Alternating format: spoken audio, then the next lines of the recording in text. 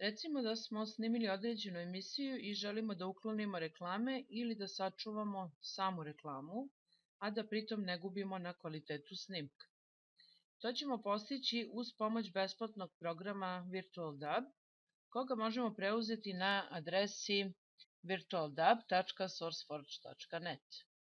Na osnovu verzije operativnog sistema koji posjedujemo u našem računaru, odabrat ćemo i verziju samog programa. Ukoliko niste sigurni koju verziju posjedujete, kliknite na Start, zatim desni klik na Kompjuter i Properties i u okviru System pod System Type možete vidjeti koji je tip sistema u pitanju.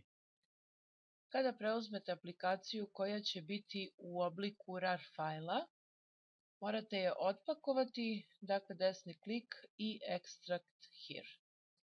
Zatim otvaramo folder i pokrećemo virtualdub.exe.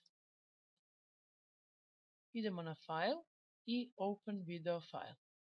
Dolazimo do lokacije na kojoj nam se nalazi video file sa kojim želimo da radimo i pokrenemo file. Kažemo OK. Ukoliko dobijete upozorenje o nedostatku Xvid ili DivX kodeka, potrebno je prethodno ih instalirati i preporučljivo je instalirati i FFD Show koji možete preuzeti sa freecodex.com. Kada smo učitali naš fajl, pomeranjem slajdera određujemo početak i kraj našeg snimka. U pitanju je emisija koja je snimljena sa National Geographic Channel, koja sadrži 3 pauze sa reklamama, deo pred početak same emisije i deo na kraju koji bi trebalo iseći. Znači da bismo sada napravili emisiju u jednoj celini bez reklama uvodnog i završnog dela, potrebno je da odstranimo te delove.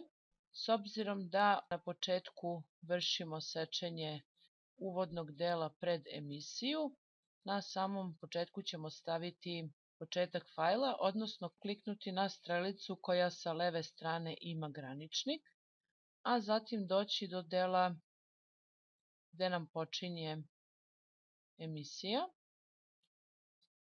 i označiti strelicom koja ima desni graničnik. Zatim idemo na Edit i Delete. I sada nam je snimak skraćen za početak koji smo odstranili. Sada je potrebno doći do prve reklame. Dakle, pomeranjem slajdera dolazimo do prvog dela pauze. Označimo ponovo strelicu sa levim graničnikom. Zatim dođemo do kraja reklamnog bloka i označimo strelicom sa desnim graničnikom. Idemo na Edit i Delete.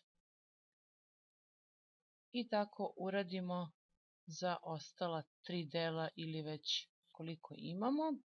I kada smo završili, pod audio odabiremo Direct Stream Copy, pod video također odabiremo Direct Stream Copy, idemo na File, Save as AVI, određujemo lokaciju smeštanja našeg videa, dodeljujemo naziv i kažemo Save.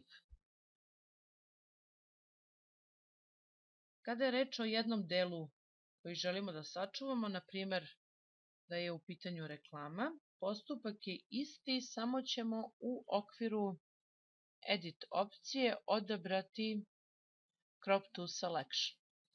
Dakle, dođemo do reklame koju želimo da sačuvamo ili dela,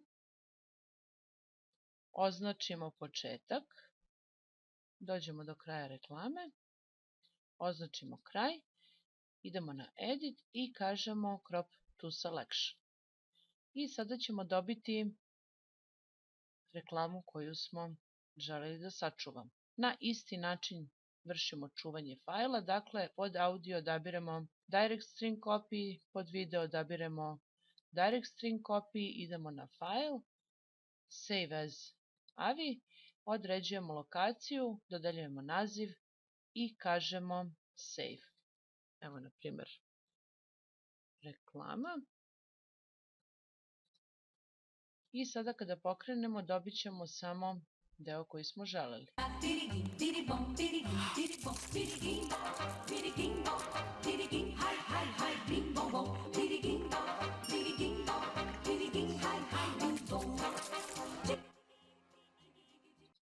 Nadam se da je tutorial bio od pomoći. Za sva dodatna pitanja možete se obratiti putem kontakt formulara na sajtu ili ostaviti komentar ispod samog tutoriala.